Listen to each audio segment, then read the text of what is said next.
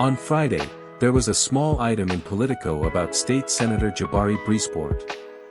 Brisport, a proud member of the Democratic Socialists of America who represents a district in central Brooklyn, could be a target for a primary next year after angering moderate Democrats over his pro-Palestinian, Israel-skeptical politics. Democratic operatives close to Representative Hakeem Jeffries, the House Minority Leader who represents a district that overlaps with Brisport's, say he would be interested in backing such a primary. None of this is surprising. For DSA, Jeffries' ascension in the House is a particular problem. Unlike Representative Nancy Pelosi, who occasionally mocked the squad but invested little political capital in actually weakening leftists, Jeffries has been a long-standing opponent of democratic socialism in New York. He has spoken openly about the need to defeat socialist politicians and endorsed candidates, in multiple primaries, against DSA contenders. He still harbors a grudge against DSA for ousting his protege, Walter Mosley, in the Brooklyn Assembly seat he once held. Brisport is likely of particular annoyance to Jeffries. A black socialist who is a native of central Brooklyn, Brisport is, perhaps, one of the lawmakers most loyal to DSA in the United States. Outside critics of the organization don't quite understand that there are differences in how various DSA-endorsed politicians actually work with it. Some, like Representative Jamal Bowman, are effectively no longer involved. Others, like Representative Alexandria Ocasio-Cortez, maintain a cordial relationship but never came through the actual ranks of DSA. When Ocasio-Cortez ran against former Representative Joe Crowley, she was, at the outset, a recruit of Justice Democrats, then known as Brand New Congress, not DSA.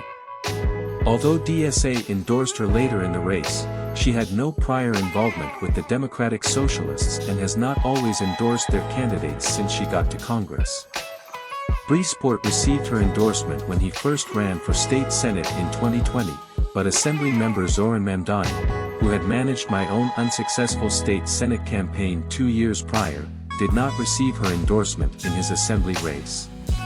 Brisport and Mamdani are what DSA rank-and-file refer to as cadre, politicians who were active members of the organization prior to their election and who are especially invested in its future. DSA's goal, in New York and elsewhere, is to elect a large number of legislators who will vote as a bloc and work collectively on policy aims that the organization cares about. Unlike labor unions or the left Liberal Working Families Party, DSA does not care about endorsing an enormous slate of candidates and claiming victory when some of them win. They want more Brisports and Mamdanis in office. They want politicians who will care as much about the future of DSA as their own political careers. Jeffries, a very astute tactician, undoubtedly senses this. If he could remove Brisport tomorrow and replace him with a conventional Democrat, he would. He is probably feeling confident after another protege, Chris Banks, finally unseated the far left, though not DSA-endorsed, Charles Barron in a city council election. If Barron, a Black Panther who presided over a miniature political dynasty in East New York, can fall, why not Brisport, a 36-year-old former public school teacher and Yale School of Drama graduate? Unfortunately for Jeffries, Brisport, for a variety of reasons, will be much harder to beat. There is the fact that DSA has a strong base in central Brooklyn among both white and black members of the professional class. Brisport himself is an enthusiastic campaigner and an effective fundraiser. And like the rest of DSA, he has plenty of experience battling the Democratic establishment. Last year, Mayor Eric Adams endorsed a primary challenger against him, and he still managed to win re-election with a stunning 70% of the vote. In 2020, his first state senate campaign, he throttled sitting Assembly member Tremaine Wright by more than 20 points, winning an open contest for the seat. Various DSA members, over the last few years, have fantasized about launching a primary against Jeffries. But winning that election would be even more of a challenge for them than Jeffries unseating Brisport. This is why DSA, which does not take on unwinnable campaigns, is unlikely to ever endorse a primary against Jeffries. Unlike Crowley, Jeffries is a known commodity in his district, ever-present and popular. As the leader of the House Democrats, he can raise as much money as he would possibly ever need. Leftists and socialists would also struggle to make inroads in his district, which was redrawn just last year. In addition to the moderate black voters in eastern Brooklyn that he's always represented, Jeffries now has a large chunk of white conservatives at the southern end of his district.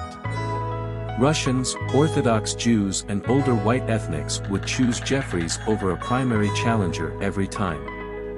As long as he's in the House, he'll never lose an election.